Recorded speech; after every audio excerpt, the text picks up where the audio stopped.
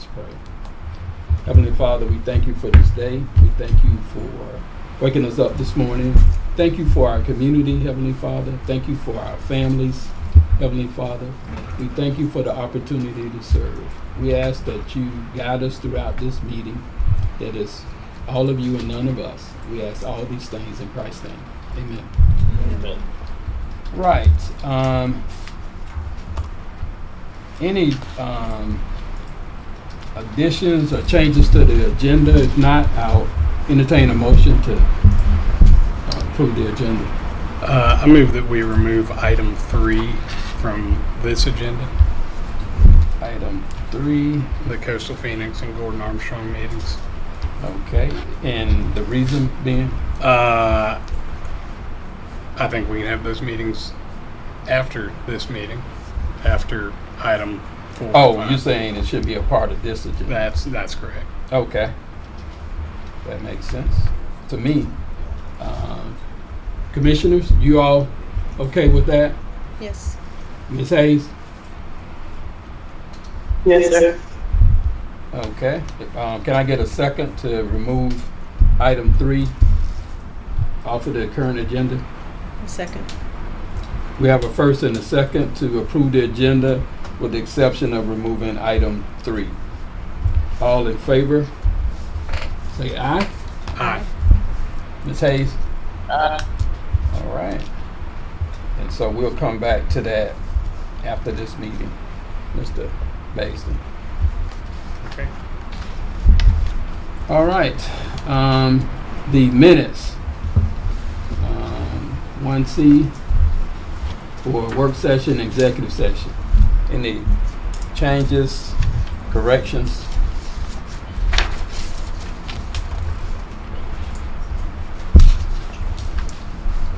And Commissioner Cullen, did we find out what was going on with your email? But you got it. You got the information this time. I correct? did. All right. Okay. I'll entertain a motion for approval of the minutes.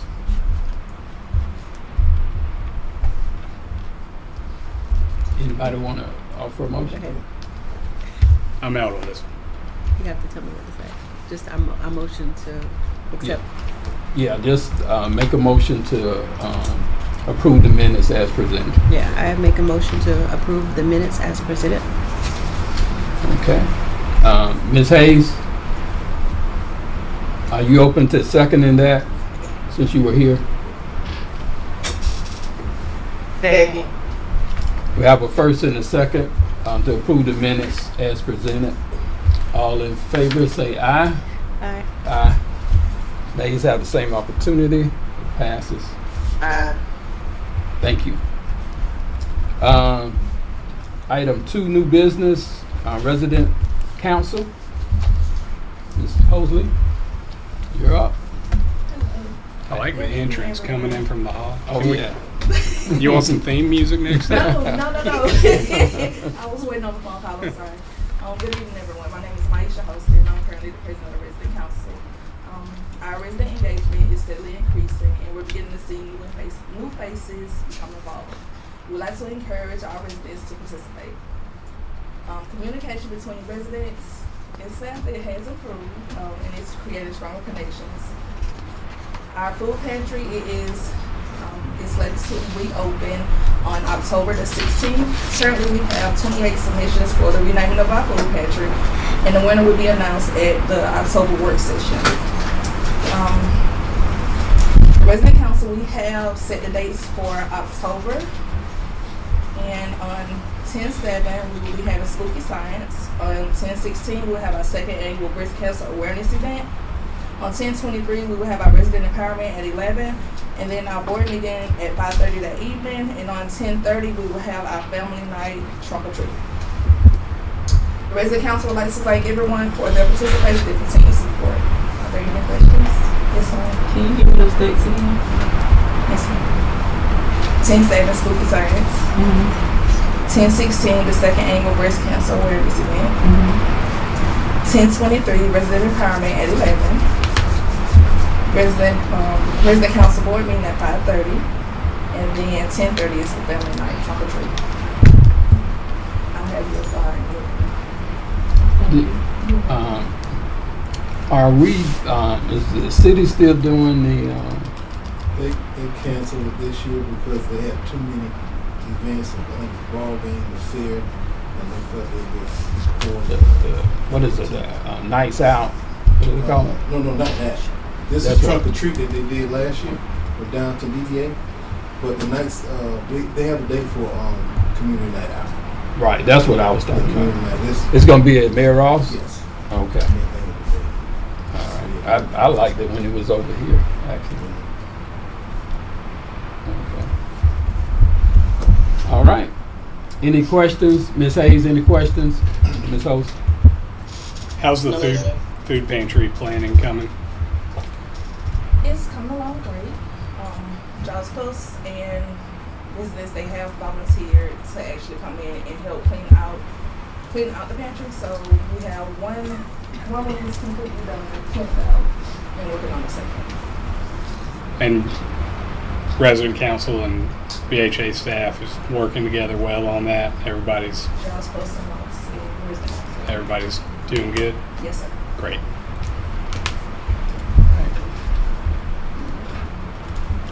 And with the pantry, we're gonna allow people to come in and shop themselves, or we're gonna fix it and give it? Have we decided that part yet? Once they're get ready to do their presentation, so I don't want to say. Oh, okay. I'll wait till then. That's not. So as far as with, everyone won't be able to come in and actually do it themselves, but as far as We're gonna do that. We're gonna, okay. so we created positions, and we'll have a person that, will prep, a prepper, or, a prep person, so we'll have a person that come in and actually prepare them. So as they come in, we'll be able to just grab them. It's a lot of forms, they can just grab them. Okay. Also, we're working on a partnership with Seattle Laundry. So as we start taking donations to the clothes closet, we can have that stuff washed and it'll be already covered. So when we bring it back, we can just let people know. Okay. Yes, of course, All right. Sounds great. All right, thank you. Okay. Ms. Richardson, Ross update, item 2B.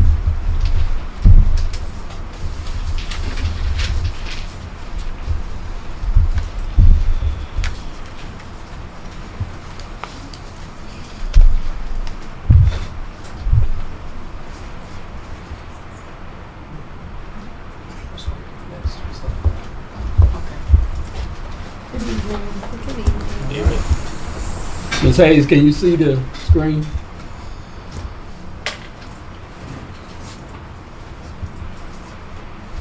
No, sir.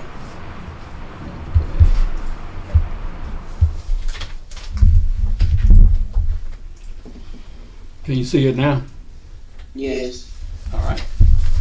Go ahead. Good evening. I'm a little nervous, but I'll do the best that I can. So I am the law program coordinator here at Brunswick Housing Authority, and I was asked to come before the board to explain what Ross is. So I've created a small slide, short slide, and the introduction is, what is Ross? Ross is Ross program stands for Resident Opportunity and Self-Sufficient. The grant that was awarded was $255,750. And it pays for the coordinator's salary, fringe benefits, training, and travel that's related to professional and program development. What is the overall goal? The overall goal for Ross is the grant allows the Ross coordinator to link the resident to public housing and housing funding to provide supportive services and activities, enabling them to make progress towards economic independence and housing self-sufficiency. The Ross grant can identify additional goals based on the needs of the public housing community that we serve. One of the other goals also is to reduce and eliminate the welfare assistance and to increase earned income. Who does Ross serve? It primarily serves the families here in housing, but it also serves the population of our elderly, ages 62 and older, and those persons that are disabled. And this also helps to enhance the quality of life by connecting residents to services and activities. The Ross Grant is also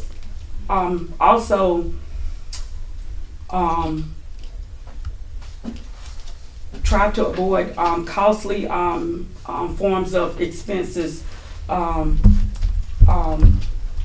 such as putting residents into nursing homes and other financial institutions. So we kind of help them along the way with whatever services they're in need of.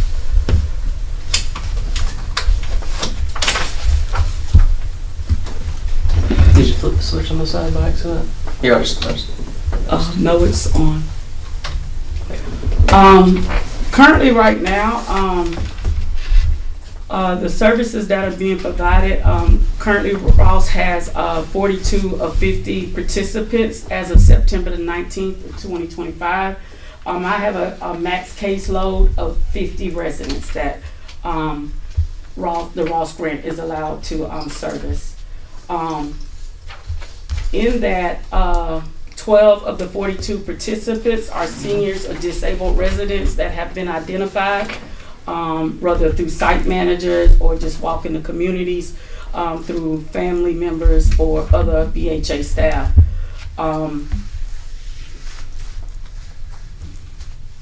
And on the third bullet, some of the other services that we provide is Ross helps with is employment.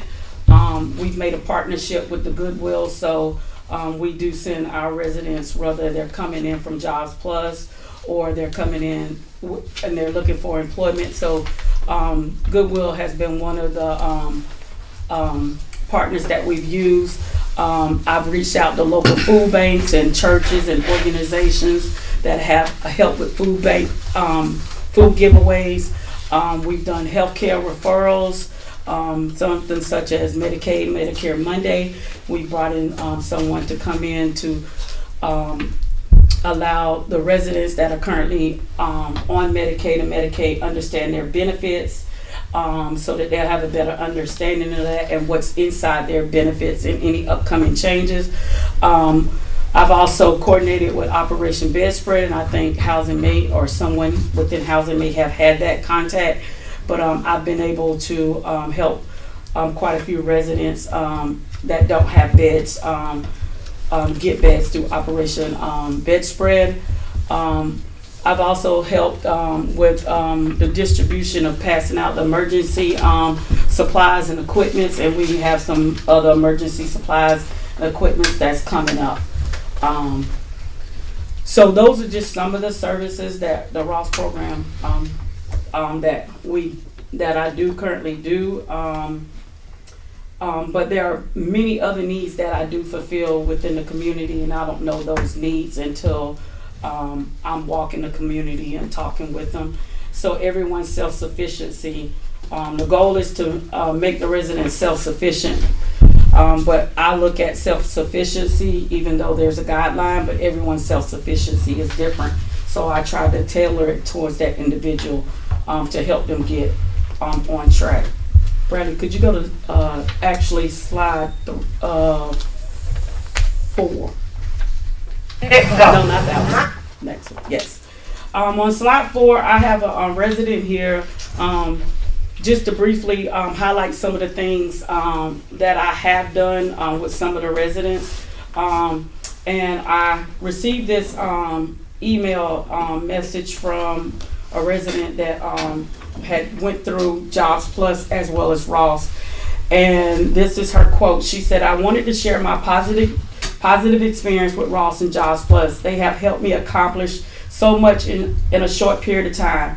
Ms. Richardson was very helpful and hands-on with helping me get employment, attaining birth certificates, social security cards, as well as any barrier needing to help me overcome my barriers. She also connected me with Miss Taylor at Jobs Plus that equally was as helpful and excited about helping me succeed to become self-sufficient. And this was the end of her quote. Also, Ms. Kyer, I don't know if I'm pronouncing her name correctly, but she just this past week, she needed some car seats. She had a WIC appointment, and she didn't have car seats to put in the vehicle, and she needed a ride. Of course, we could not transport her because she didn't have car seats for her younger children. So Ms. Evans, case manager for Jobs Plus, and I began to reach out to different local organizations, the City of Brunswick Fire Department, Glenn County PD, and then eventually I asked her to contact the Sheriff's Office. The Sheriff's Office did have some car seats available. We coordinated that time and we picked them up on the same day. And as you can see, these are car seats that the Glenn County Sheriff's Office donated to her. And the last slide. That was on slide? No, Or you want yeah, this? that one. And then it's played on there. Let's go. My name is Marjorie High. I live at 54 Mercy Airtime Apartment. I am a sergeant of arms. I like what Mrs. Richards had done for the group in Mercy Airtime. She had helped me. I mean, helped me. I know where to go get food if I need it. She helped me with my Medicaid. She's a good person to work with, and I love her so much. All right. And that's all that I have. But you know, these are just some of the success stories. There's many other ones. I could go on and on, but I know that there's a time limit, and I want to respect everybody's time. And thank you for the opportunity. Any questions? Thank you. Does Ross help with them saving money for different things for home ownership or education? Yes. Today we actually spoke with Navy Federal Credit Union, and we're going to start a workshop series for financial literacy for the residents in public housing, FSS, even staff, to show them how to save money the right way, how to get out of debt and move up to home ownership. So it's going to be a series. It's been suggested that, you know, we do some other things with it. So yes, to answer your question. So are there incentives for them to save, like matching money? Yes, and they Navy Federal will go into that more detail with the residents. But when the time does come, I will extend an invitation to the board if they would like to step in and hear it. But I do know it will be on 2nd and 4th Fridays of the month, starting in October, Okay. from 11:30 to 12:30, and they'll stay longer if need be for questioning.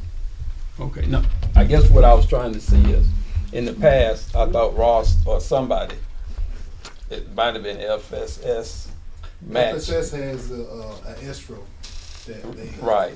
put in. Job Plus provides JPID, which pays for their increased rent if Right. they work. So one of the mechanisms that we want to put in place will allow Navy Federal to show them how to save that money that we're spending out the grant. Instead of them paying for it, create some type of savings or CD to save for purchasing a house or purchasing anything that we possibly need down the future. So we Okay. try to take advantage of all the programs with Navy Federal. Right, but there is matching money for their savings? That's not. Not through Ross. No, not through Ross. Navy Federal may have something, but we don't have anything to match. None of our programs match any money.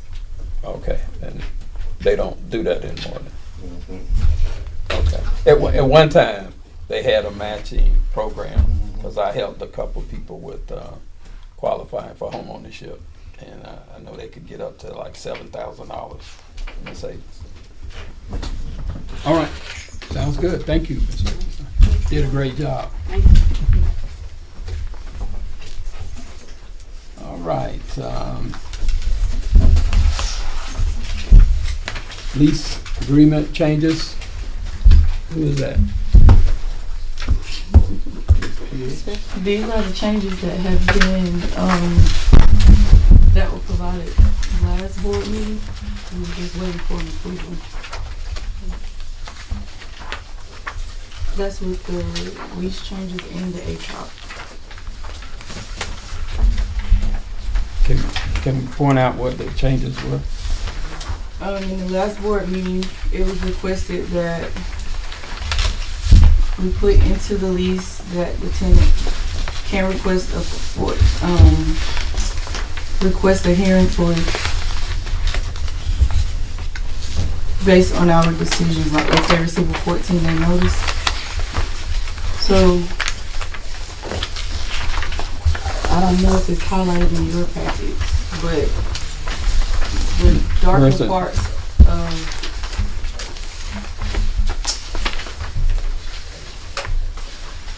we just updated our letters.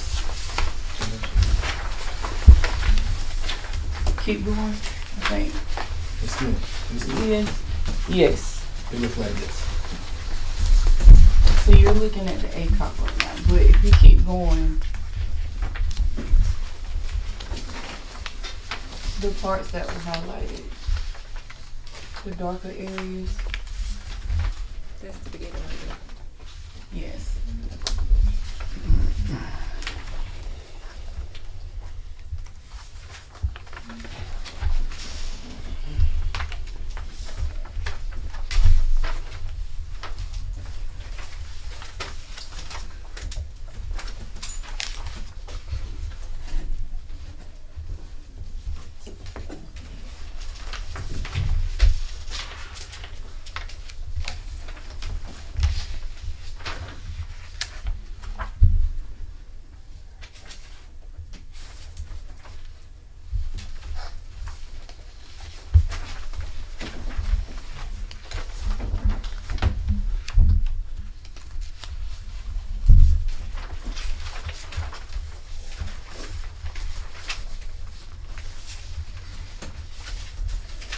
So what do we do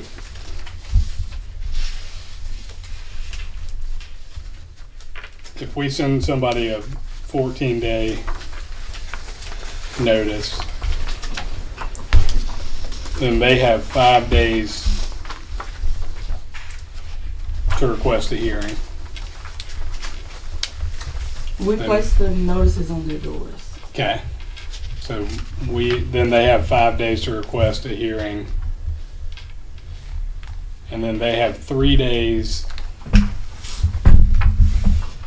at least 3 days before the hearing. What happens whenever the time exceeds 14 days? So we send somebody, or we post the 14-day notice, and their hearing isn't until 20 days later. Do we evict them? No, we don't just automatically evict.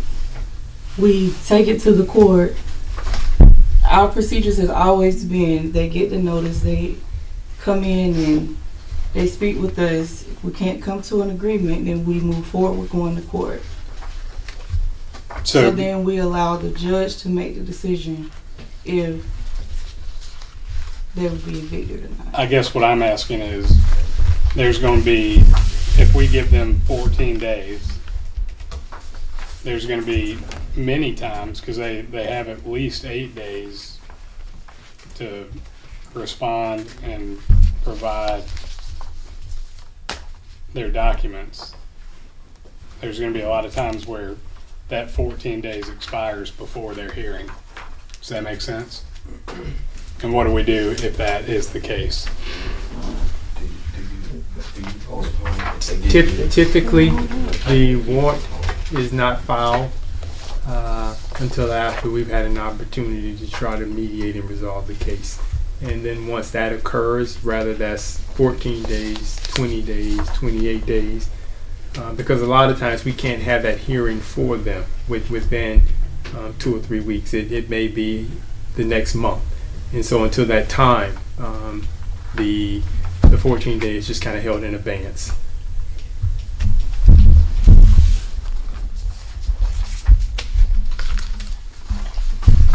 So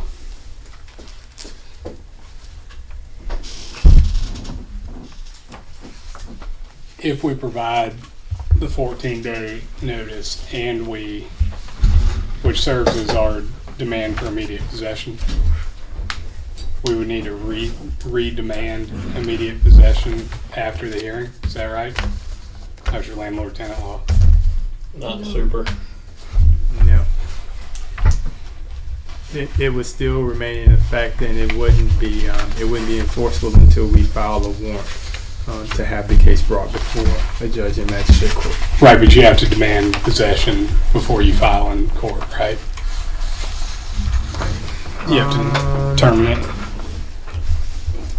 I don't know that it needs to be in this procedure. From what I've seen, no.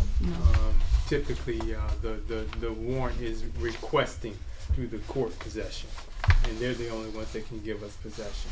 We can't. We go to some tenants based on some circumstances, and we said, "Yay, we can go to court and try and get an eviction on your record, or if you feel that we're in the right, you can just turn in the keys." And so, but if they don't turn in the keys and they decide to stay, the judge is the only person that can grant the possession. Fair enough. We can talk about that briefly in executive session. Right. So then we are not at the point of approval for this stuff, right? Other questions? Ms. Hayes, you have any questions around the lease agreement changes? Yeah, for executive session. All right, so we'll defer approval. Ms. Bridges, you have any questions now? No, I don't. Not right now. All right. Okay. Move on to item D. ACOP policy. Is that how we saying it? Is that what this is, the criminal activity? No, sir. You go back to the front where it says with the chart. This right here? All right. So these are the changes, including with the Hoffman, that we made to our ACOP. These are all from HUD, Yes. so we're just changing our policies and procedures to be in line with the HUD guidelines. Correct.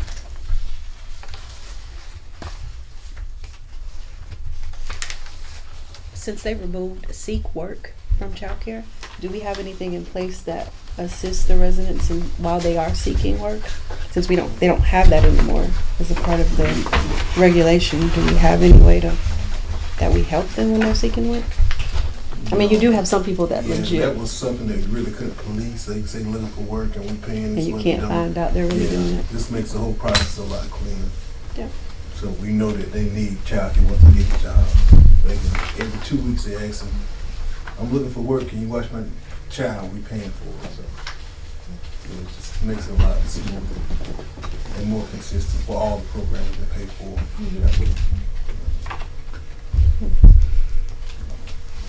I just think it's hard to find childcare if you can't find childcare. If you're trying to find work and you don't have somebody to keep the kids. We've been working with them as they seek and find employment, and we expedite the whole process of obtaining childcare as soon as they get that job. Because realistically, they can find time to do what they want to do, and they also have us to watch closer to them for those who are seriously trying to obtain employment. So the last time it worked pretty well. With the child, she got somebody to babysit. Because everybody has somebody to watch. But we watched that very closely. And we was ready to expedite. As soon as she got the offer, we started the process. So we had everything ready before she accepted the job. So it was a smooth transition. So what if there's somebody new to the, I mean, we accept applications from all over the place, right? Anywhere in the country? As far as what? Hmm? Yes. For housing? Yeah. So what if everybody don't have somebody? Right, I'm just saying if somebody's new to the community. There's someone, So then we haven't ran into that problem yet. Yeah, so we'll just try to find a placement or temporary with somebody. We find some abuse happening with that seek over the years. Yeah. All right. Okay, any questions? I guess, do we need to talk about this or can we vote on this? Since this is all mandated by HUD, right? The changes? Commissioners, are you all? I move to approve the ACOP policy as presented. A second. We have a first and a second to approve the ACOP policies as presented. Any other questions before we vote? If not, all in favor, say aye. Aye. Aye. Ms. Hayes? Aye. All right, that is approved. All right, we'll move on to 2E. Mr. Williams.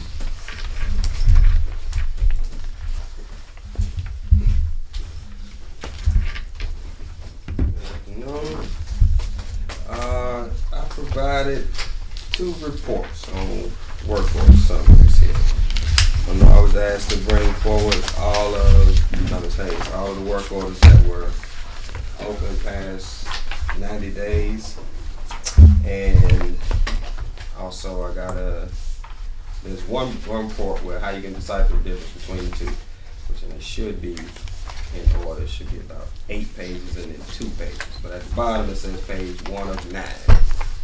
And that should go all the way to 8. So that'll be one report, that 9-page report. That'll be every work order, open, closed, regardless of status, created in the past. I went a little bit farther than 30 days. I went to August the 1st, from August the 1st to today. It's every work order that has been entered into our system here.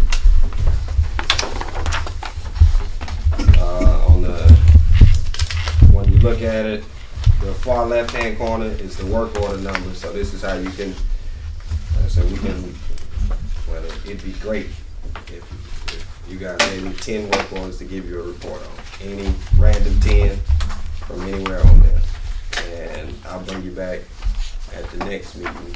I'll bring you back a report on that work order, whether it was completed as of today, whether it wasn't, why it wasn't completed, and if we completed it later on. And if I can, and the resident will allow me to provide the information, I'll get a report from them as well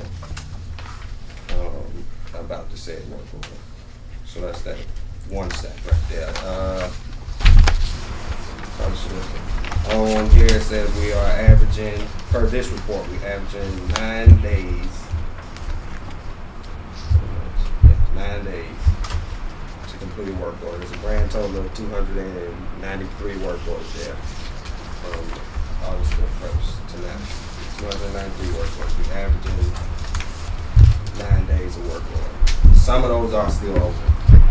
Some of them still open, but when I was formulating the report, I realized there were a lot of open work orders. Like I had like 182 that were still open. So I had Ms. Pierce get on the phone and start calling the residents so that I don't send the guys over and go back and waste manpower checking things that might have been done. I had to get on the phone, call the residents, see if the work had been completed, and go back and start closing out those work orders that were open. That's how I got it down. Got my open work orders down. They went from 192, and she told me today there was still 46. So she'll dispatch those, and they'll get back to looking at those. The second report is 2 pages, and this is supposed to be a 60+ report. It would not give it to me the way that I was looking for. So it gave me 34 total work orders. Out of that, there's 7 of them that are open past 60 days. And I'm not even going to stand here and tell you I know what's going on with it. But we have a meeting scheduled with the maintenance team on Wednesday to discuss these 2 reports, and we'll figure out what's going on with these 60+ work orders. So if y'all keep those, and see the work order number over there. I'll bring a report back to the next meeting about these open over 60 and let you know if they were still open, why they're still open, what's going on with them. I will provide you with that. But me and Mr. Blunt, we do have a meeting scheduled with the maintenance staff on Wednesday to talk about the time it's taken to address some of these work orders, to figure out what we have going on with it. If it's something where we're not just turning in paperwork, or may not be turning in paperwork, and maybe work order is still open, maybe it's completed. I mean, there was a lot that was completed. It was a bathroom, but we will have a meeting about this Wednesday and try to get on top of this, so this report will start looking much different.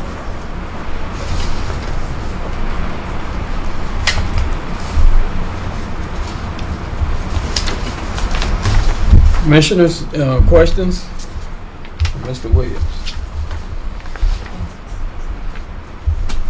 At first glance, this doesn't look, it looks like we're doing a pretty good job, especially taking care of the emergent things and like the big ticket items where we're spending money on materials. Those close out quicker than what I'm imagining is light fixtures out and things like that. So that's good, positive.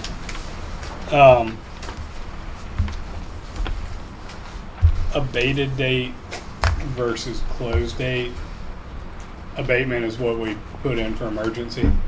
Yeah, you get abatement back from emergencies, and that's gonna be emergency, and obviously the other way you can put a work order in there. So if somebody has water pouring through their roof, we're gonna put that in as emergency. But there is another category of work order that constitutes a 24-hour fix in the work order system, and it's built into that system. And I think every now and then somebody might use that code for a work order, and they'll give you back an abatement once you prepare it. It's not necessarily urgent. Right. Urgent. It's not really an emergency, but it's needs something to be that may taken be care of. causing somebody some problems. So when we have something like water coming through a roof, we go and we abate that emergency, and it's marked as having been abated. Yes, sir. Do we go ahead and, like, if there's a hole in the ceiling after that, stop the water? The emergency's been abated, but there still is a maintenance. New work order to repair the hole. Okay. And that'll typically get entered in right below. Like, I see most of the ones where it's an emergency, there's some routine that falls in right below it. Is that Probably right? not the same thing though. Nope. It's probably a totally different. Those are all going to be different units. See, in the other section, I had to, mark it out, but that's your resident address. It's probably a different unit. Fair enough. All right. But we do, once we patch up the emergency, we open a second work order to fix anything that's not emergent. Sometimes. If it's needed. Most of the time, we'll go ahead and repair that hole right then. Okay. Yeah, we'll repair that hole right then. And it may hold the work order open for a few days to go back and repair. I like to close it out.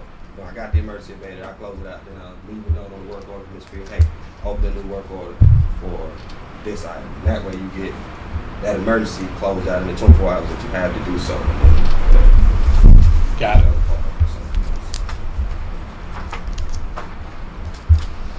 Ms. Hayes, any questions, comments around maintenance?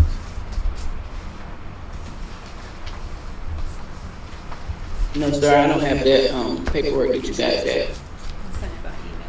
I think Ms. Kerr said she put it into email for you. What's your financials? But just in general, I know you moved up to the voucher program now.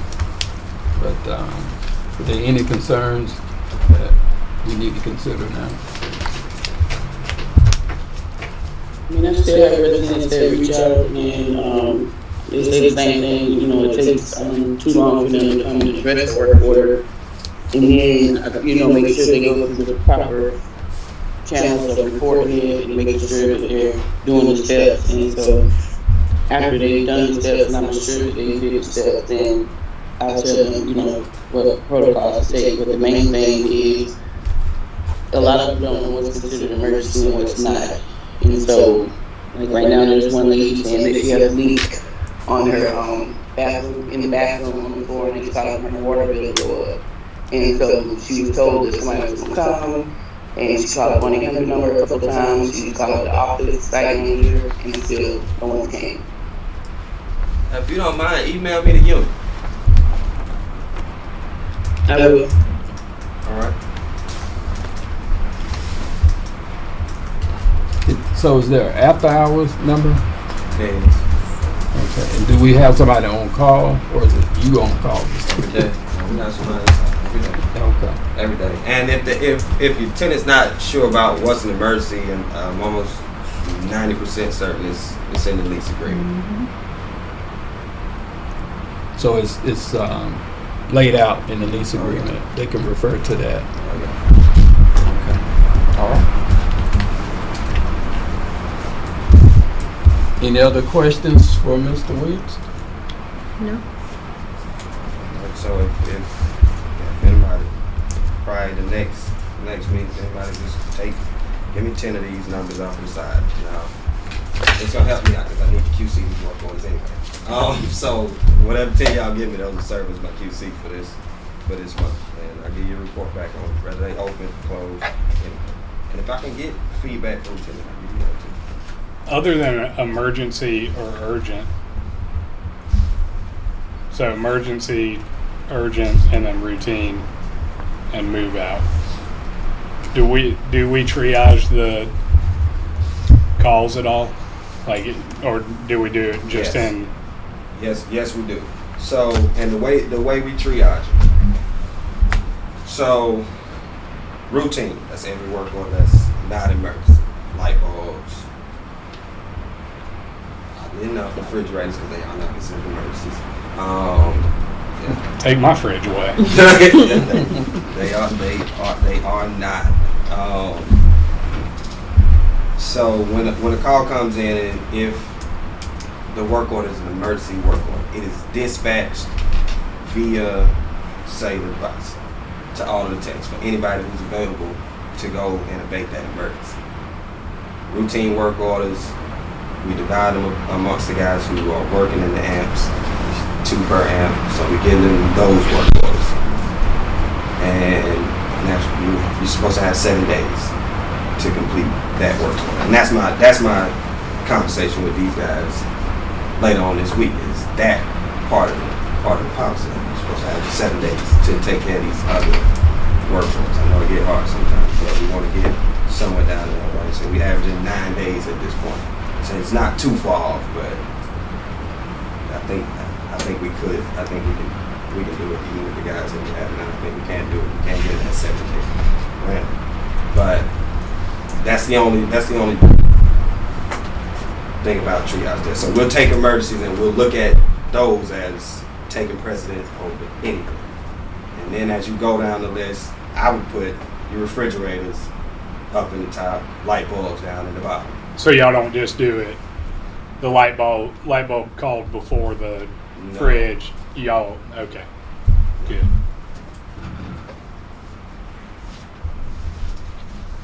All right. That's Anything all I've else? got. All How right. many techs do you currently have? The answer is not enough. I was Mr. going to say, is there 6. enough? Just 6. So. 6. And how many is good? Like 6. So you only need 6. No, we really need about 8 to 10. Yeah, I thought Yeah, 10 good was number. the number before, 8 to and 10. And we could Yeah. have 3 at each property and then have 1 or 2 exploders to just go in their emergency situations. That would be the number. Let me ask this, Mr. Williams, because years ago when I was at when the city sponsored a town hall around this, or it might have been in this room here, one of the residents, he was saying that they were having a problem with lizards coming from behind the cabinets because there were holes behind them. And I mean, and my point is that these are some old buildings. So I don't know, is there a way, is that still happening? You all are kind of plugging them as you find them? Or? I haven't gotten a report of lizards, right, in a as far as holes being behind the cabinets, it's almost, it's not impossible, but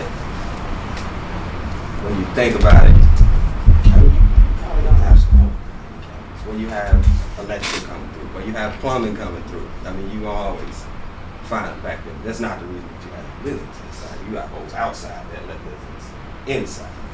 Once they get in the wall, they have to come outside. We have done some exclusion on a lot of the buildings, and we do exclusion on the buildings all the time. And I think the biggest problem with it is when they added AC units to these buildings, the chases that they built outside, been there a long time. And they foamed them back in, but now the foam is gone and the things that go up, and they have to have big holes up there for the line sets to come in. The buildings were retrofitted to have AC. The holes were never there. And retrofitted to have dryers. They didn't have them. They didn't exist.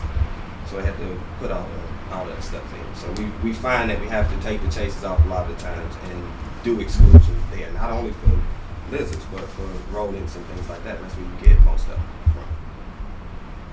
Into the buildings. And so, do the units come with the washer and dryer in them? We have no. But just the hookups are there. The hookup is there. Yeah, the hookups are there. Okay. Yeah, we don't provide.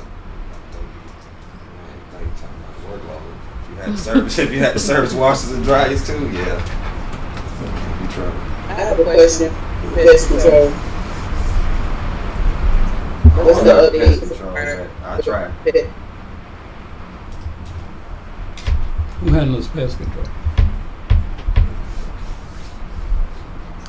That's not a maintenance area? I don't take a hit for it. It's a different division.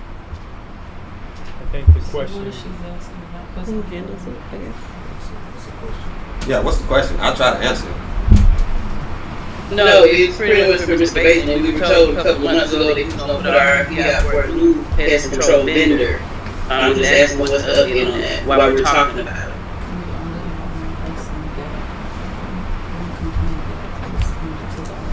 Was it the same one? The same company?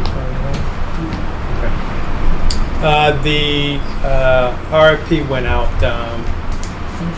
in July, and I think it was extended because we only got one vendor, and we only ended up with one vendor. And so now I think we just have to seek approval from HUD, explaining that we only had one vendor to go ahead and get approval to move forward with determining this is the individual that we want to hire. Because it's not competitive. So we haven't been doing pest control because of. No, we have one. No. We're trying to replace the current one. We Oh, haven't okay. get someone that is maybe I just newer want to and make better. sure we. Yeah, no, we Okay. have pest control. All right. And so, why is it pest control under maintenance? It's under public housing. But maintenance is of public housing, isn't it? So, It is, but it's different. And if we have 6 and we need 8 to 10, imagine the 6 trying to do repairs and spraying as well. oh no! I'm just talking about it being under his division. I knew I'm not saying that we would have the staff doing it, but contracting out would be just up under him. I think it's always been under public housing. Okay, all right. But no, I definitely want to talk about adding work. All right, Ms. Hayes, any other questions? Not at this time. All right. Commissioners, anything else? Nope. Nope. All right, thank you, Mr. Williams. All right. Well, we're at the end of the regular agenda. We have a need for executive session, Mr. Basin, and if so, what areas, commissioners? Real estate, legal? Move that we enter executive session for real estate, litigation, and personnel. A second. All right, we have first and a second to enter into executive session for real estate, legal, and personnel. All in favor say aye. Aye. Aye. All right, we're in executive session.